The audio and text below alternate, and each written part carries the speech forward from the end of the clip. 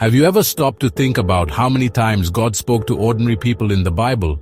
Not with kings, not with famous prophets, but with simple people in ordinary moments of life.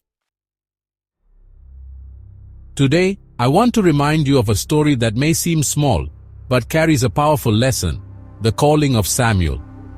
In 1 Samuel 3, the Bible shows us a boy serving in the temple, used to the routine, doing his chores. Until, on an ordinary night, God speaks to him. And the most interesting thing, Samuel didn't know God's voice yet. He heard, but he thought it was someone else. 3 times God called. 3 times Samuel was confused, until he learned to answer, "Speak, Lord, for your servant is listening." This simple answer changed his life, and it can change yours too. You know why? Because God still speaks. And many times, He is calling right in the middle of your routine, your chaos, your rush. Maybe you are waiting for something spectacular, supernatural, a voice from heaven. But God may be calling you in the silence of your room, in the middle of reading, or in that feeling that keeps touching your heart. And the most beautiful thing? God never tires of calling you. He knows that sometimes we don't understand at first, that the heart is distracted, hurt, or too busy, but He keeps insisting because His call is personal, direct, and full of purpose. You may even think you are not ready, that you are not worthy, that you are just one more, but God sees a powerful instrument in you, even when you see nothing but confusion.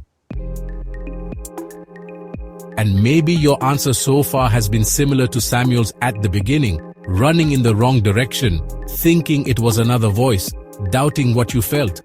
But now it's time to stop, breathe, and say, "Speak, Lord, for your servant is listening." When you put yourself in this listening position, heaven moves. Not because you are perfect, but because you are available. And when we are available, God reveals things that the human mind cannot imagine.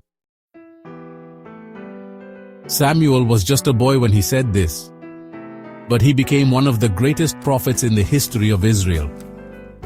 It all started with an ordinary night and a simple answer. So the question today is not, "Is God talking to me?" but rather, "Am I listening?" Because He speaks, He calls, He approaches, and He wants to use you. It doesn't matter where you are now or how you feel. God knows your story, your flaws, your dreams, and yet He says, "I choose you."